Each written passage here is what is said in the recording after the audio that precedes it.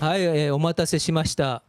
ですね、シャロンズキさんに下北沢でトークセッションをですねこれから開始したいと思うんですけれども、シャロンズキンさんがなぜここに来たのかっていうのをですね先ほどちょっと説明させていただきましたけど、シャロンさんが主編著でですね、このグローバルシティーズローカルストリーツっていう本を書いたんですね。でこれで、この中でですね、世界の6つの都市に関して、商店街ですね、ローカルストリートの紹介をしてるんですけれども、東京は、麻布十番と下北沢であると。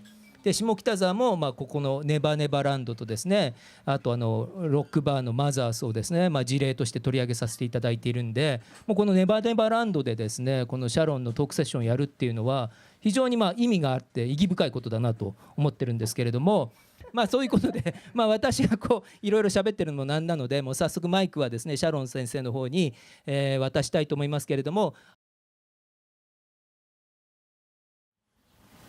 So thank you very much for coming to hear me speak in English about local shopping streets.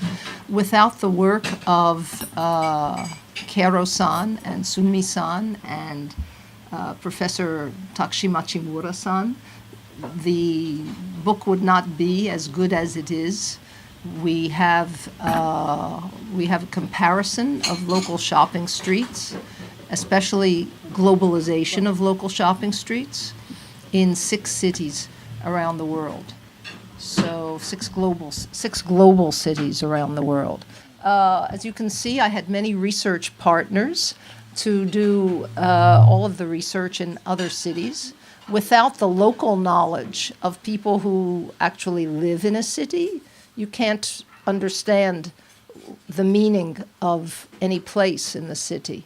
So I was lucky to have colleagues and friends who would agree to join me on this crazy idea to study local shopping streets, districts where there are only stores, restaurants, banks, cafes, surrounded by houses, and to try to understand what are the differences that create differences in the local shopping streets. We have countries with different political systems, different economic systems, cities with different legal systems, and we wanted to understand what are the factors that create and change a local shopping street. Nobody pays attention to local shopping streets. The shopkeepers know nobody pays attention. Certainly the politicians do not pay attention. And sociologists don't pay attention either. I mean, people walk through these spaces every day, but they never think, how did they come together? But they look alike, actually. And we started with the question, do all shopping streets really look alike? There are people walking in the street, they look in the windows, sometimes they look at products on the street, and they try to decide, do they want to buy them? This is a local shopping street. What else is there to say? But if you look carefully, you see that every local shopping street is the face, it's the public face of local identity and local community. This, for example, is an upscale shopping street in Amsterdam where I did research. And there are many signs in this photograph that say, you are on an upscale street in Amsterdam. Oops, let me go back to that for a minute. For example, the tram tracks in the street. Not so many cities around the world have trams anymore. Tokyo, New York, we destroyed our streetcar system in the 1950s and 1960s. But here in Amsterdam, you still have tram tracks. And then you see the buildings. Those are mostly 17th century buildings. And in fact, this is a UNESCO World Heritage Site, the whole district. It's part of the Canal District of Amsterdam. UNESCO site since 2010. And some of the facades were renovated around 1900, so they have an Art Nouveau or Art Deco style of facade. And then that store on the right, the red store, Concerto, as they pronounce it in Dutch, that's a famous music store. Caro will appreciate this. That's where they have great jazz records and all kinds of other music. that was the second phonograph record store to open in Amsterdam in 1952. So that's a very historic store. And then the mother with her children in the bicycle, that's a typically Amsterdam way for parents, especially middle-class parents, to transport their children. That bicycle costs about 1,000 euros or $1,000. It's expensive, but it's a typical Amsterdam way of transporting children. And yet we can see signs of globalization very, very clearly. Different products, different languages, different people on the street. Whether you're in North America or Europe, in Shanghai, you might not notice that these are migrants whom you see on the street, and the products might look the same, but the language might be different because many, many shop owners in Shanghai are internal migrants from other parts of Shanghai, as is the history of local shopkeepers' migration in every country, including in Japan. So since immigration has increased dramatically in Europe and the United States, North America, I should say, from the 1980s on, increasingly the shopping streets in lower class neighborhoods, lower income neighborhoods, are filled with signs of the new immigrants.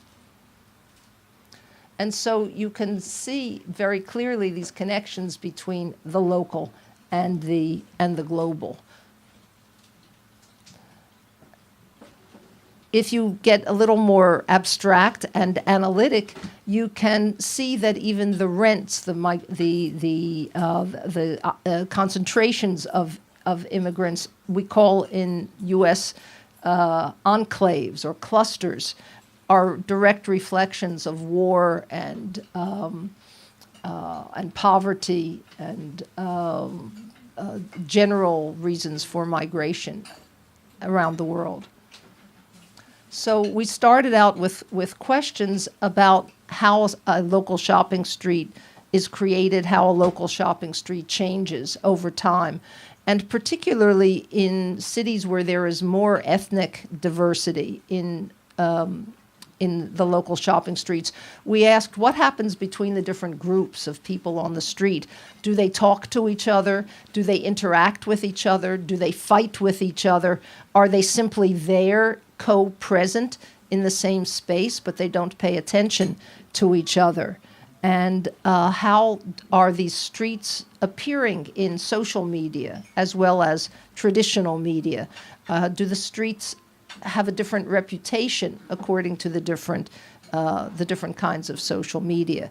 I know in Japan, for example, you have websites like Tabelog, where people look to find restaurants. Well, how does that, or a review site like Yelp we have in the United States, I don't know what the equivalent would be in Japan, where people post reviews of stores.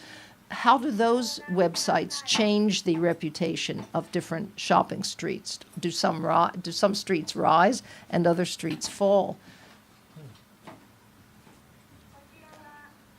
And other sociologists have made similar studies, particularly of immigrants.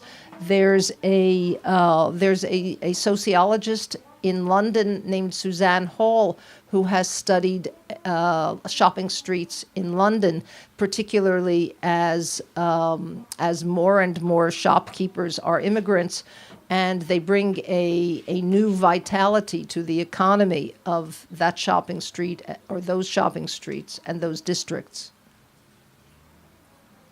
So to be a little more conceptual about the space and more academic, I'm sorry to say, I decided that there were three ways that I could borrow the ideas of the French social theorist Henri Lefebvre to talk about the shopping street as a structured space, as a lived space, and as an imagined space. So in terms of structure, there are three main groups of people who make the shopping street: the owners of the shops, the shoppers, and the owners of the buildings, because the owners of the buildings decide on the rent, and the owners of the buildings decide on which shops they want to select as their tenants and which they do not want to select. Sometimes we talk about market forces, but in fact, it's these three groups of actors who interpret market forces and respond to the market forces, and in some ways make the market forces on that street. But then there are four factors outside of the street that are really important.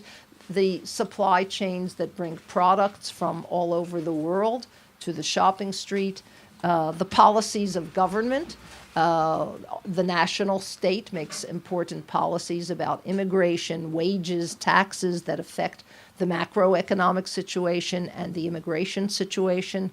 The local state, the city government in New York, makes all of the decisions about the sales tax. I think you have a national sales tax in Japan, but in the United States, the sales tax or the consumption tax, the value-added tax, is decided locally. And that has a big effect on shopping streets. Also, local government makes decisions about policing, about enforcing the laws about when bars must close, or what kinds of products can be sold illegally or legally in the shopping street. And then the people who live around the shopping street, if they're high class, that has an impact on the kinds of stores that open in the shopping street. If they're low class, if they're from one ethnic group or cultural group or another, that has an impact on the local shopping street. And again, the media make a very important contribution to the image of the local shopping street and the reputation. As a lived space, this is a place where people interact, or at least they see each other, and they learn to tolerate each other, or they learn not to tolerate each other. Often through eating the food of other people, they learn to tolerate each other and to be more civil to each other. Maybe, like with the local shopkeepers in Shimokitazawa, there is an organization to protest something which brings people together around the local shopping street. But that's unusual, that there's an organization that moves people, mobilizes people like that. It's unusual what the shopkeepers of Shimokitazawa were able to do. And then, again, there's the imagined space. What do you think of if you close your eyes and you say Shimokitazawa or Azabu-Juban, or in my case, the two streets in New York City, Orchard Street or Fulton Street? Do you see that space in relation to the past of that space? Or do you see it in relation to other shopping streets? When I did my research in Amsterdam, I asked people about the street that I was studying, and they would say, well, it's not this street, or it's not that street.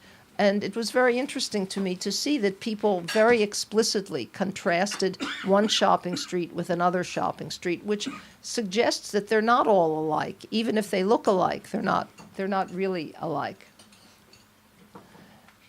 So we did all of our studies, and my research partners in all the 6 cities, and we used different kinds of data. Some of us used census data about the residents who live in the neighborhood. What we did in New York was to use reverse telephone books. Those are telephone books, print telephone books, that list the telephone numbers by address. So if you know the address, number 1, Shimodori, then you can find everybody who has a telephone at that address. The problem is that only works until the point when everybody has a cell phone and they don't have landlines. So that you can't use the source after 2010. I think really, if I did the study today, I would have to do something, find a different source.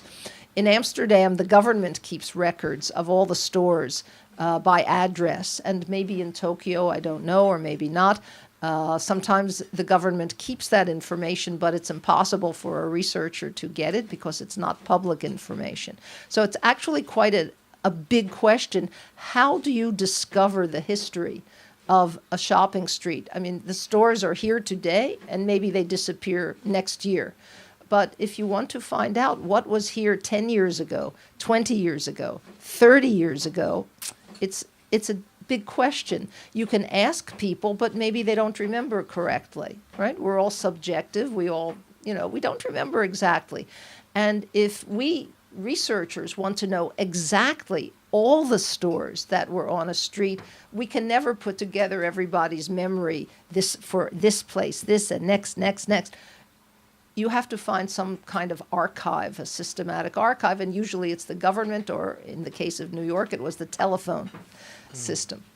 And then what else did we do? We spent a lot of time sitting, and Caro here, I think he came to Never Neverland a lot to do his research. And Sunmi sat a lot and walked a lot in Azerbaijan. And I walked a lot on the shopping street in Amsterdam that I studied, and also on our 2 shopping streets in New York City. In New York, we had 10 PhD students who worked with us for 1 year, and they went to the 2 research sites and took notes about what they saw. What else? It was important for us to describe the way the streets look, the aesthetics of the street, because that attracts certain people but repels other people. And it's very difficult to describe aesthetics. You like a place or you don't like a place. But it's not so easy to try to relate the look of a place to the success of a place. In sociology, we use the idea of cultural capital, that certain kinds of aesthetics suggest a high cultural capital. Other kinds of aesthetics suggest a low cultural capital. But these are all things that we tried to analyze together. And the most important thing was interviews. Sunmi interviewed business owners in Azerbaijan. Caro interviewed business owners here in Shimokitazawa. And it was the most important part of our research to have the stories of the business owners. And I mean that stories in 2 senses. Number one, the story of how that business owner came to the street, how they decided to open a business on that street, and what their experience has been on that street. But we also wanted to know, what is the life story of the business owner?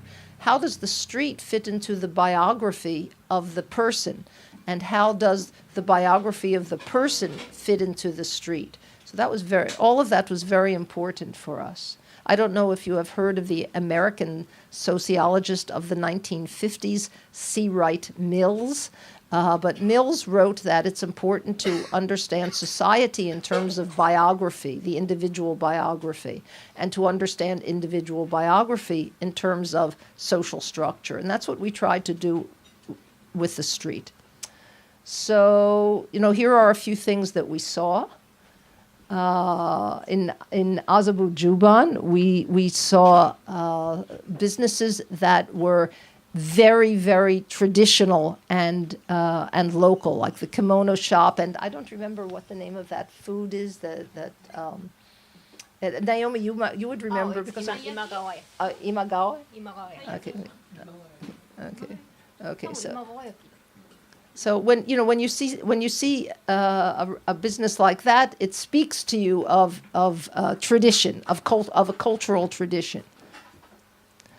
But you also find places like on this working class street in Shanghai, which are very different. They represent the local people, but the local people don't have that same cultural. That same kind of cultural tradition on this street. They have the tradition of buying for their everyday needs, buying for their house, to some degree buying food.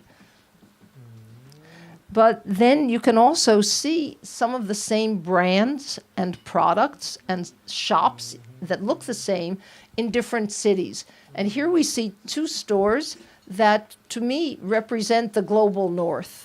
Right? We have Europe and the United States, and I include Japan in the culture and economy of the global north, like the OECD. Okay, and we also find stores that look the same, but they represent the global south. It's a very different migration, a different kind of cultural capital, and a different group of people. But we also see businesses and brands that are put into local places that have nothing to do with the existing local community. And this street in Shanghai was one of our research sites in Shanghai. It's Tianzifang in the former French Connection, Luan. And it has become, since the year 2000, a major cultural destination. First it was art galleries, and then it became more bars and cafes and boutiques.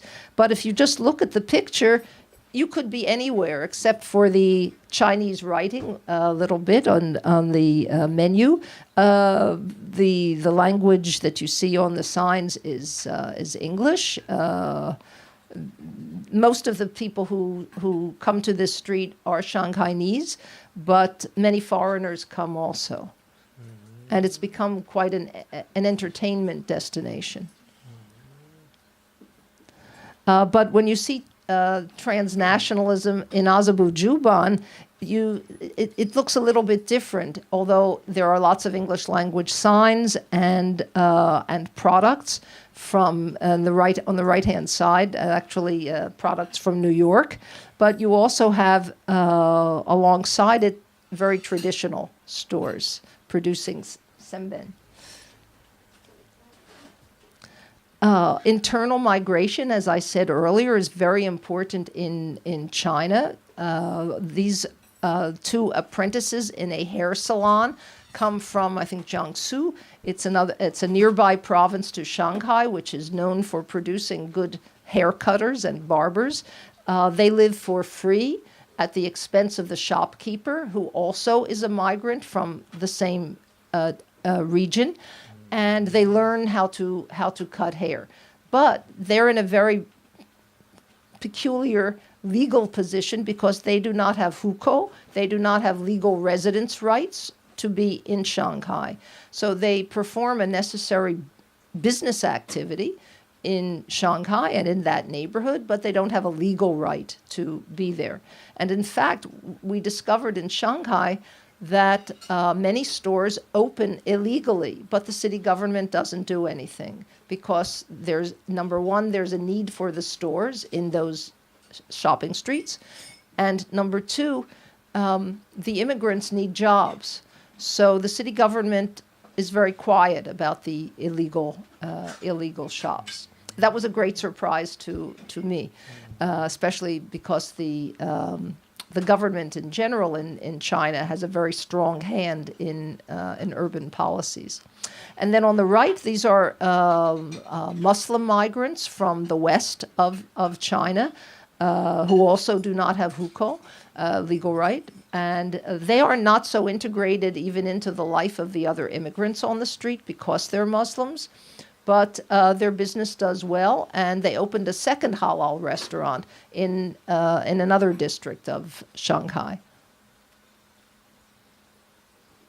So we found that the biggest difference between the different cities is the action of local government. And what was a second big surprise to us was that the city government of Amsterdam has an active policy in one of our shopping streets of displacing the immigrants and replacing them with native-born Dutch.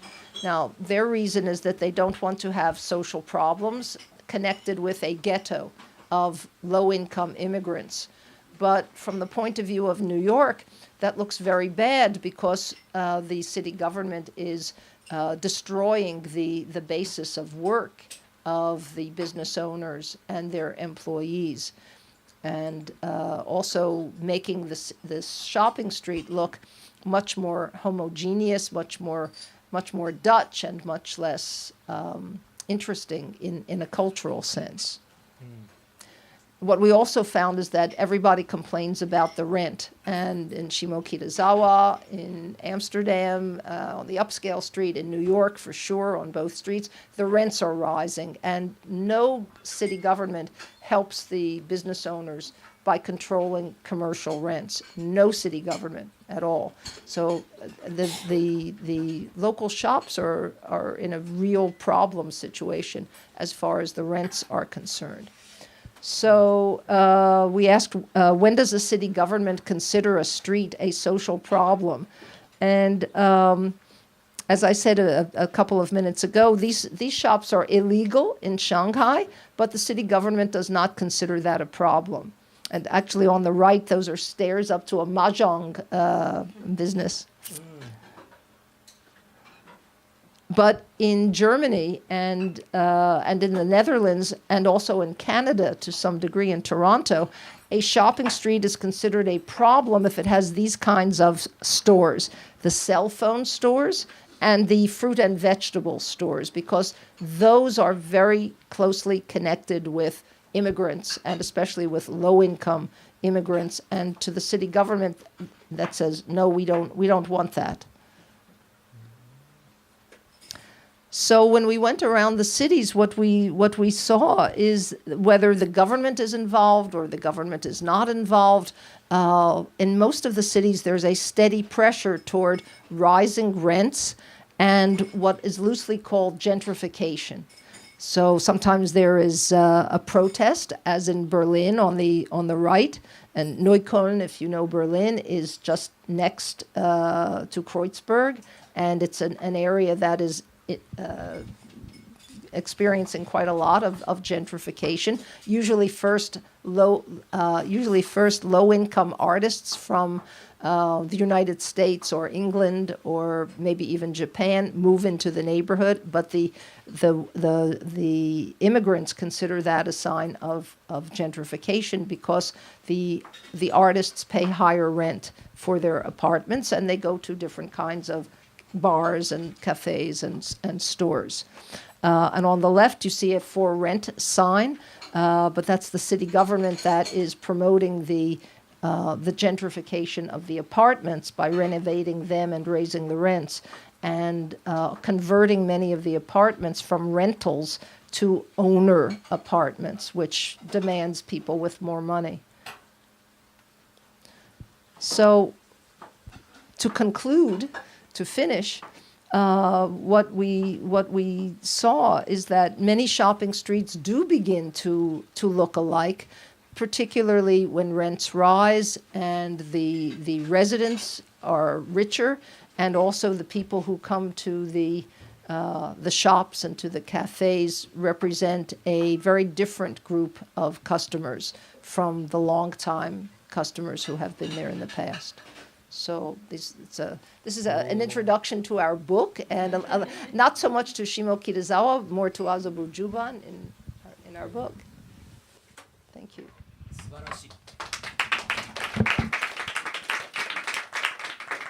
Hi, I think it was really worthwhile.